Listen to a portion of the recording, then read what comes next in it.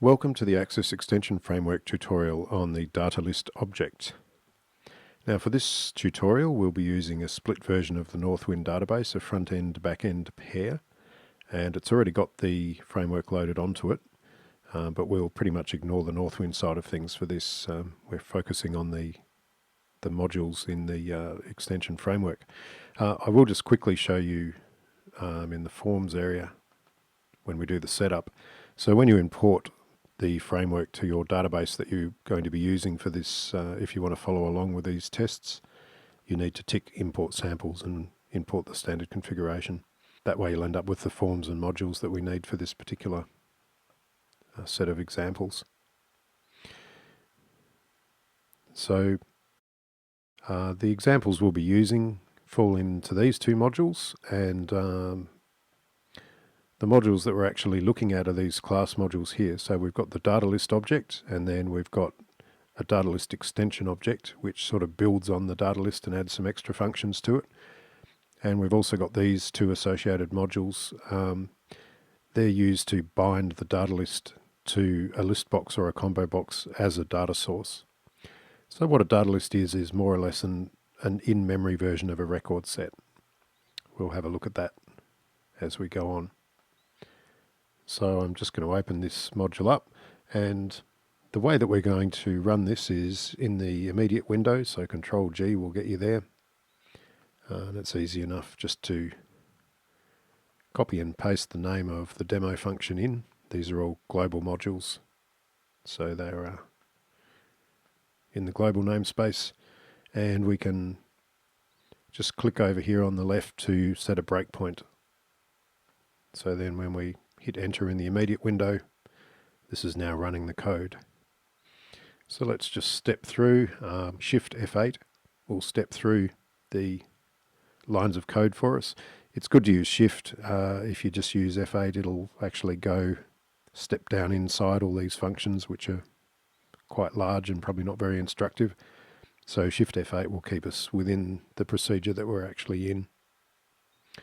So this is probably a good example of what the DataList is right here. So the first thing we've done is declare a DataList object. Now, because this is a class module, it's an object, and we need to use the new keyword. So dim list as new xf datalist creates a new DataList object. And then we can use the add record set or add SQL result set method, and that uses the dbconnect object. So if you haven't done the dbconnect tutorial yet, the dbconnect is really a way of packaging up a connection to a backend, and it's a way of standardizing things, so we can pass it a database connection which may be ADO or DAO, or we may have various different types of connection to the backend, but it really doesn't matter. We just pass in the dbconnect object and that handles all of the details for us. And so that's why this particular function takes the dbconnect object. And the default dbconnect object here, xf.dbconnect, is simply the current database. So if you pass that in, this SQL will be run against the current database. So we're selecting everything from the shippers table in Northwind. And then you can see the print vals is sort of a debugging function that will show you what's inside the data list. So you can see here it's giving us the column titles, or field titles if you prefer that terminology. This is actually the description or header for the field, but it defaults to the same as the field name. We can set that if we want to something different, so maybe company space name, something that's human readable. And then we have 3 rows in this data set. These are the indexes of the rows here, and then column 1, row 1. Column 1 of this row is the value 1, value 2, 3. So this is the shipper ID values, the company name values, and the phone record values. So this is really just printing out so we can see what's going on. Now in memory, this is stored as an array. So there's an array of rows from 1 to 3, and then in each row there's an array of columns, in this case also from 1 to 3. And these values are stored as variants. So this is basically just an array of variants in memory. So the difference between this and a record set is with the record set you have to use the move next, and you don't have to read the entire record set in, you can just go through one row at a time. Whereas the data list is really designed just to suck an entire result set into memory, and at that point you can access freely any of the data within it by row and column index or column name. You've got a lot of different options.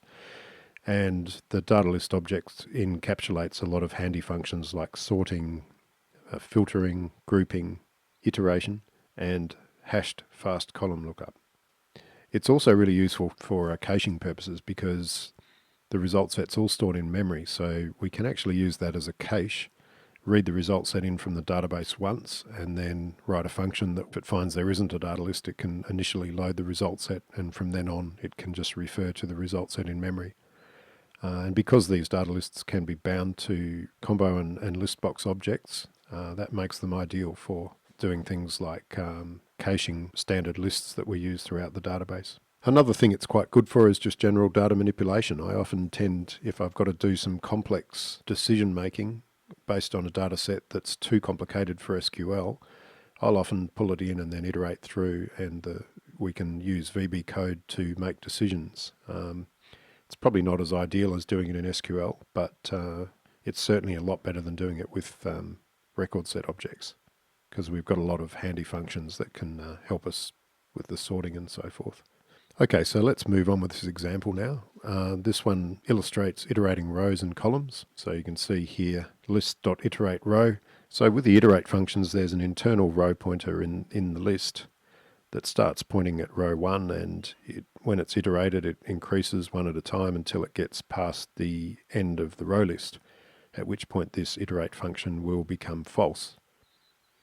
So it returns true while it's iterating and false when it gets to the end. So that's why we can use this while iterate row, and then when we print the list item, we can use the first parameter is either the column name or index, so we could use the index if we wanted. And the second variable is, the second parameter is the row index, or we can use a primary key value, or we can omit it, which is what we're doing now. And if we omit that, then it automatically uses the iterated row value. So let's see what happens.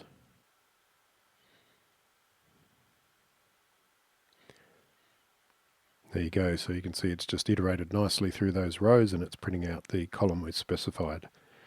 And the iterate col function does pretty much exactly the same thing, but for a column. So this time we're leaving the column empty, which will use the iterated column, and we're specifying row 2. So we will be about to print out these values, and it's going to print a semicolon after each line.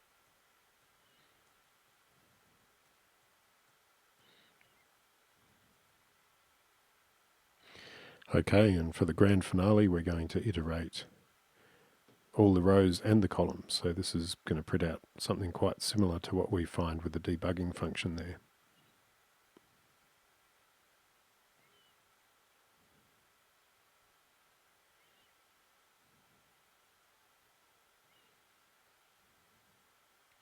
Okay, now you'll notice one other thing here, the iterate col reset function. What that does is just simply reset the row pointer back to the first row. So that needs to be done. That's actually automatically done when this returns false and reaches the end. It automatically resets back to the start so that we can go back in and do it again later on. But sometimes you need to call this function if you've gotten, say, halfway through a data list set of rows. If you're in the middle of the row set and you've made a decision to not continue for some reason, and then in another part of the code, if you go start iterating without calling the iterate row reset function, for example, you would start in the middle where you left off. So if you've already done some iterating, it's not a bad idea at all to call this reset function before you start the iteration. Okay, let's move on. So this demo 1A looks at different configurations of the print vals command. So let's step through and have a look. We're doing the same thing again. This is the vanilla print vals like we did before. And then we've called, let's just have a look here. So we've passed a parameter true to with types. So what that's doing is for each element in the list, in the data list, it's giving us the type of the variable that's stored there. Remember, these are variants; they can store anything, even a null. So this is giving us the type associated with that value. This one is going to be in human readable format. So let's try this one. So this just gives you, this is probably printing the headings rather than the column names, and this is more suitable for human readable consumption. So you might actually want to print this out within a text control in your database. Lastly, I've done print vals internal. Now, that's something you probably never will use, but I thought I'd show it here for posterity. So if you recall, I mentioned that the data list will sort. Like all good sorting objects, it doesn't actually take all the list data from one row and write it into another one when it sorts. It just maintains a list of pointers, which basically tells it the row order. So what this internal one does is give you the pointer, which tells you for row 1, which row are we actually going to use here if this has been sorted. So for example, if we had sorted this in reverse order, so that it ended up in reverse order, this might point to row 3, this might point to row 2, this might point to row 1, and what it actually does is when you choose row 1, it'll use this pointer to retrieve or set the data in whatever row it's pointing to. So again, it's mainly something you use in debugging.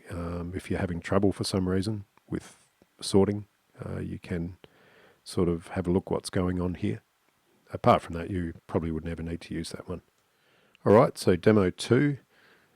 What we're looking at here is setting up a primary key cache. So we've got a slightly different data set. Let's just have a look at that.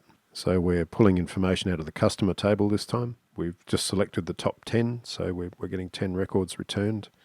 Makes it a bit more manageable. And what we're doing is setting up a primary key cache. So here we've got a text primary key for the table.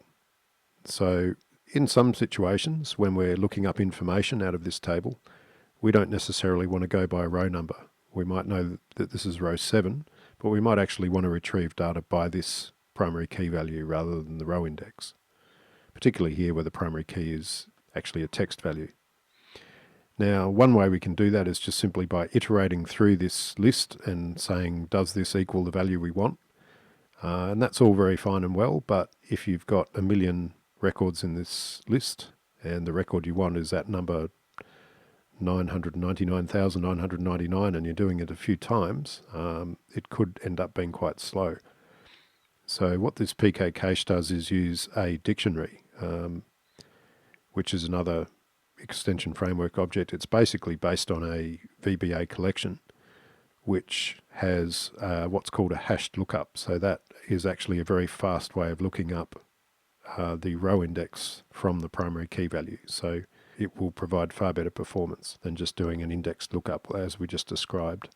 So this allows you to just set all that up automatically. It's basically saying, set me up a primary key cache on the customer ID.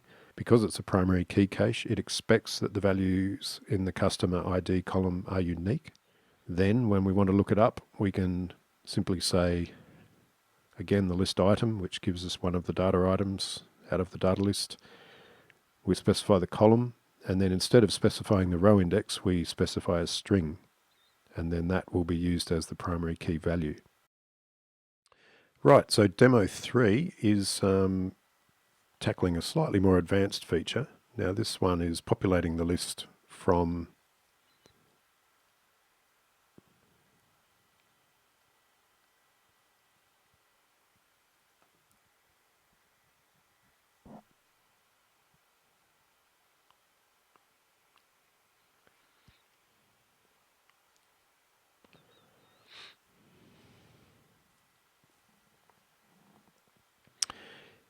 Demo 3 is demonstrating a slightly more advanced feature. We've sort of built a wrapper for this.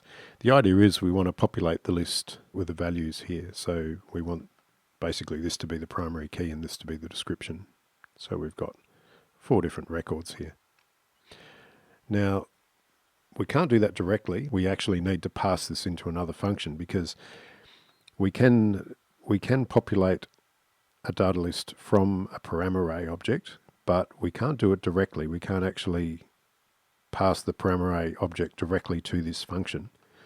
And that's really just because often parameters have to go through several levels of function before they get to where they're needed. So VBA kindly provides us with this way, which is slightly unintuitive to say the least, but this is the way that we do it. We define a variant array and we set the variant array to the param array, and then we can pass that through to the list, to the DataList object, and then we also need to specify the column count so that it knows where to break and start a new line. So basically we're passing this information here into the data list as the temp array, and we're saying there's 2 columns in this list, so let's see what happens.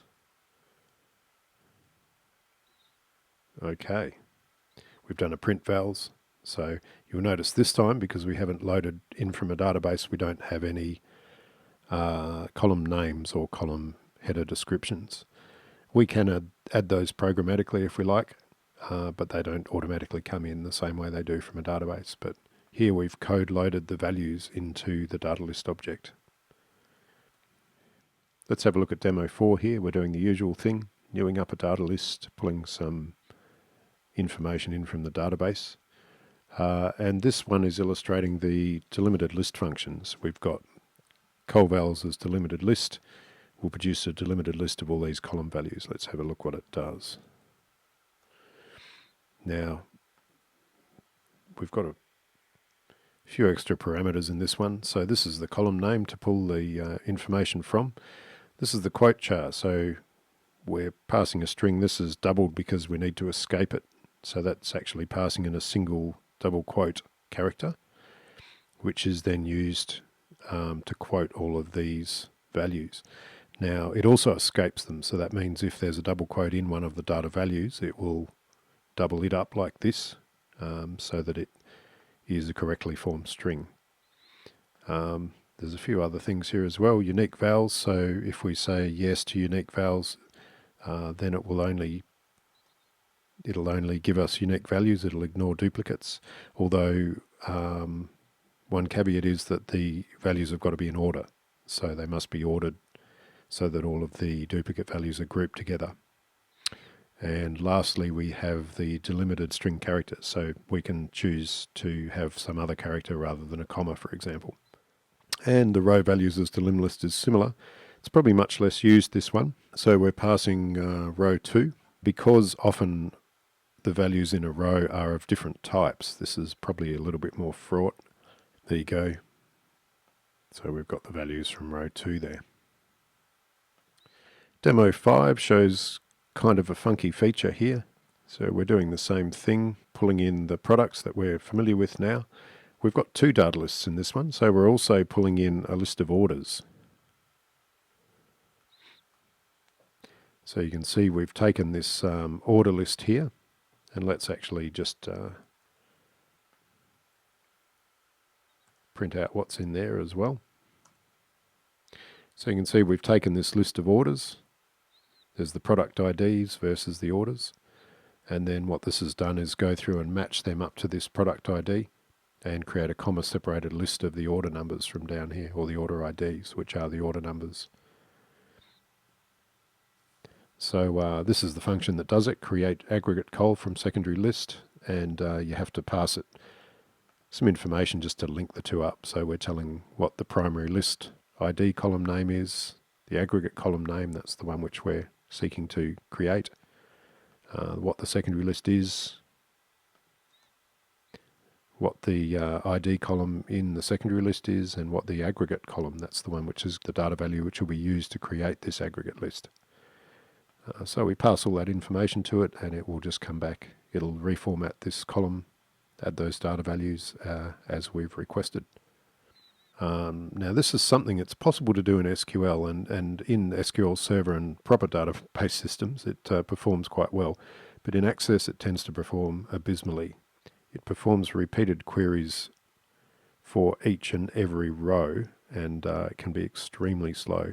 So I've often found that it's easier to pull the data sets into memory once, And then this function actually is extremely fast. And we're talking going from something that takes 30 seconds down to a sub-second result set.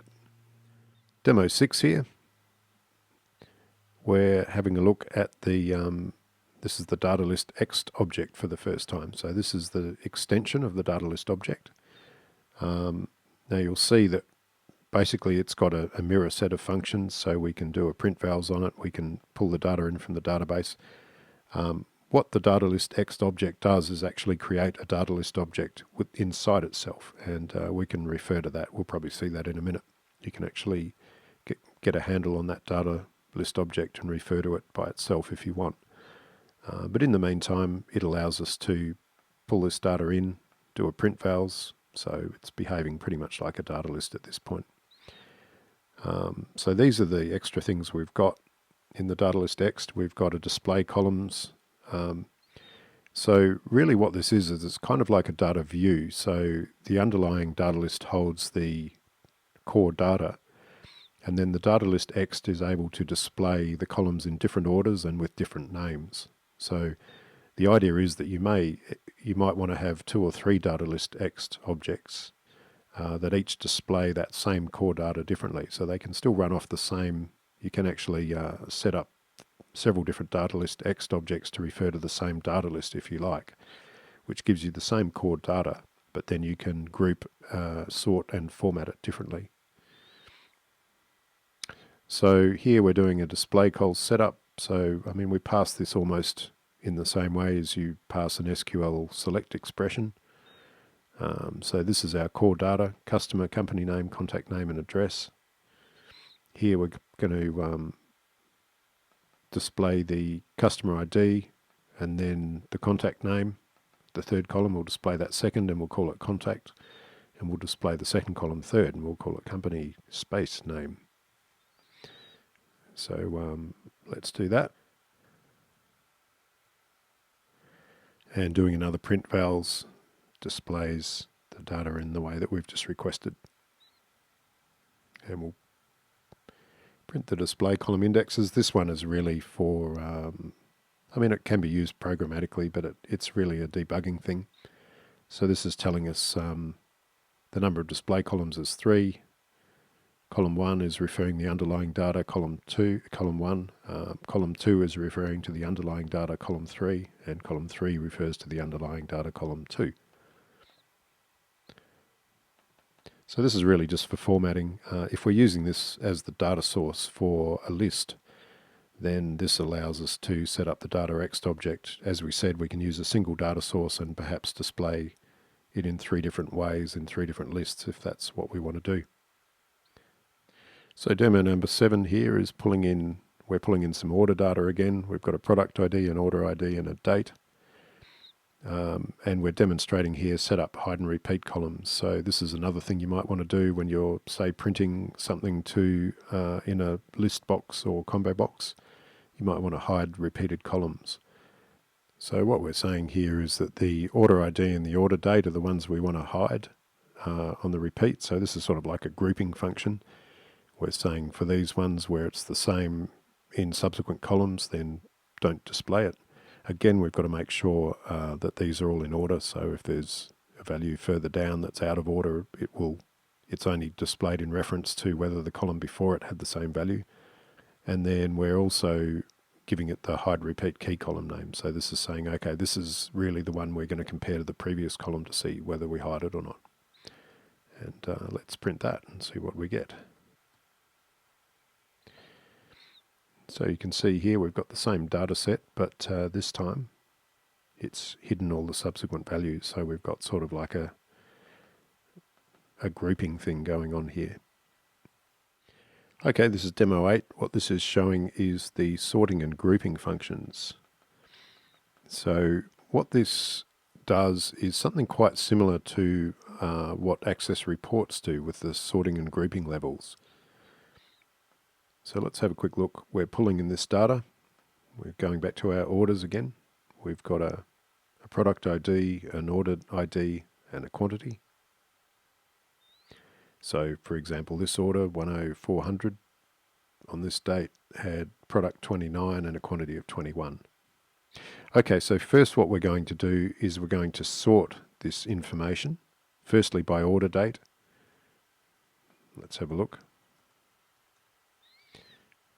And sort ascending is true, so we're sorting by order date and then order ID. So this is before we do the grouping, where we're just sorting to make sure that everything's in the correct order. As it says in the comment, it's not necessary to do this here because we've already ordered by order date and order ID in SQL. But if we hadn't done that, then we would need to sort locally in the data list itself. So once we've done that, we can then set up the grouping. So we're setting up grouping on order date and order ID, similarly to the way we've sorted. And what we're going to do here is we're going to print out basically a list of orders by date and order ID in a human readable form. Let's just go ahead and do this and have a look what it does. So that's printing out a header. And then as we go through, we call this function, so we're just iterating through all the rows. As we go through, we call grouping set current match vals. We have to do that each row because it compares the previous and next columns. And then we get all these functions which we can use. So is first group row. So that's group 1, which is the order date. So what this is saying is this the first group row in the order dates? And it's resetting some totals if it is. And this one, is this the first group row in an order ID group? These are similar to the header and footer sort of things. Is first group row is what would be a header in a report for a section, and is last would be similar to a footer. So here we're doing some totals, adding the current quantity, printing a line of data, and then we're iterating through. So let's just print out and see what we get. So you can see here we've got the date and the order number. This is the serial number, that's the product number, and the quantity. And then, so you can see at the end of each group, that's the order total here. It's going to print the total for us, the total quantity. And then at the end of each day, it's going to print the day total. And then right at the end, on the very last record, it's going to print the total of everything. So this is just a way of easily iterating through groups. So I mean, it's something that you can do by setting up your own little pointers, your own little variables, and keeping track of things as you go. But I've done it a lot of times, and it's fraught with errors. So this is a very consistent and very easy way of printing out these group rows. So you can see here is first group row. We'll just go back and have another look. Is first group row 1, day total is 0. So that's what's resetting this. So in the first group, the first row of every day, it's going to reset that to 0 so that it can build up to the total. And in the first group of the order, it's resetting this one so that it can to 0 so that it can build up throughout the order. And then down here when we're printing, it's using an if statement and saying if this is the last group row of 2, so group 2 is the order ID. If it's the last group row of order ID, it's going to print the order total. If it's the last group row of the order date, then it's going to print the day total. And if the iterated row is the last row of the entire data list, then it's going to print the total. The main use of this function I've found is to perform complicated operations on result sets. So as I said in the introduction, if we've got some quite complicated operations that are too complex to do in SQL, often I'll pull the whole data set into a data list. It can be quite useful to set up this grouping function and perform different actions depending where in the result set we are. So we can generate records at a particular point. We can do some quite complex logic, and this is an easy way of underpinning it all with a sort of reliable grouping iterative mechanism. So demo 9 goes even further down the road that we went last time with our demo X object. We've got the same data set come in. We're sorting it again as we did before. We're setting up the match columns exactly the same as we did before. This time we're using this grouping create detailed group info. So what that does is go through and create a whole bunch of information about the grouping, which again is quite similar to the reports. They're reporting aggregate functions. You can see here we're calling row counts, row index, group index. Let's just print all this out and we'll see what it does. So here we go, similar to before. We've got group 1, group 2, we've got the group number. So remember, group 1 is the date and group 2 is the order number. So group count 1 all the way from here down to here, this is the first, that's saying it's the first date. This is the second date, third date, fourth date. The count is 0 except on the last row in that group. It will give us the number of rows in the group. And this is the row number within that group. So 1, 2, 3, 4, 5, 6, 7, 1, 2, 1, 2, 3, 4, 5. So this is a sequential number within the group. Similarly, this group 2 is the order number itself. So we've got a very similar thing going on here. So these properties of the row can be quite useful. Again, if we're doing some complex operation, we want to make decisions often based on various row counts and indexes within groups and so forth. So this is really just here to be used as a helper.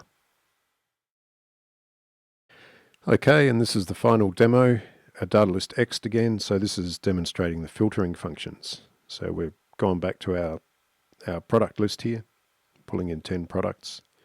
And this time we're setting up a filter.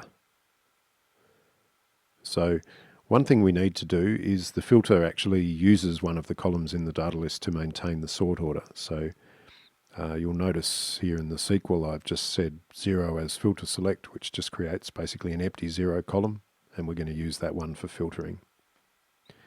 So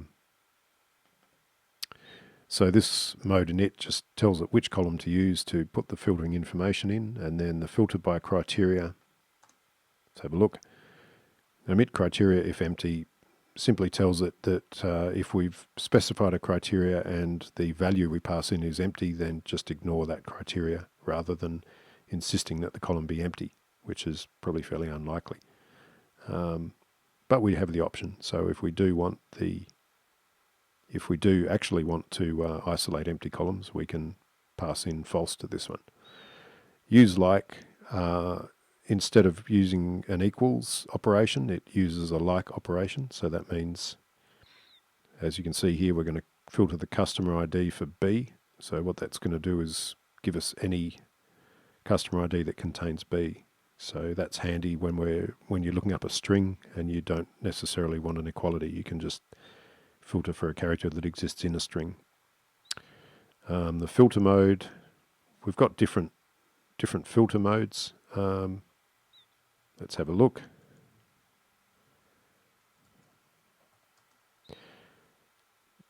Filter matches. So this is the one we've chosen. So what that means is that we're going to filter the matches of the criteria we passed in. We can choose to filter the unmatched, so that means we'll display the things that don't match it. And then we can also do multiple matches if we want. So if you want to implement some kind of OR functionality, you can just call this again with different criteria, and this time instead of saying filter matches, we just add matched or add unmatched, or we can remove to subtract from the existing set of results. And then here's the parameter. This is where we pass in a name value. So this is the column name and then the value which we would like to use to filter. And we can pass as many of those in as we like. So let's see what happens.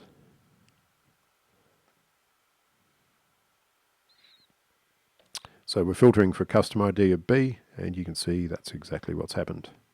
So finally, before we move on, I'd like to cover the SQL cache object. You recall we talked about caching data lists in memory, possibly for the duration of the application. That's what the SQL cache object is designed for. So we'll go and have a look at an example. This one's in the same example file that we looked at a minute ago, the same module. So let's run this and have a look what happens. So the print debug messages were turning on. That's normally false, but whenever you're debugging, it's a good idea to have that on, just so you can see what's going on. And this cache data list function actually returns a data list. You can see the return type there is data list. So actually we wouldn't normally use it like this. Normally we would return a data list from it.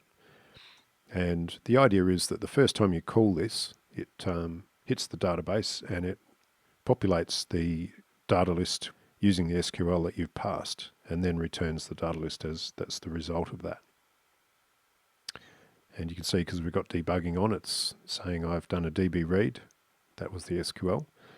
Now we're calling it again. You'll see the second time it's cached. So this time what it's done is it actually uses this SQL as a key. So it keeps a list of all the data lists it has in memory, indexed by this key.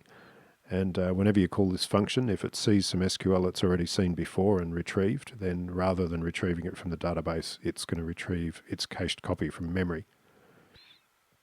It's just retrieved the cached version twice. Now, we've got the option to clear the cache.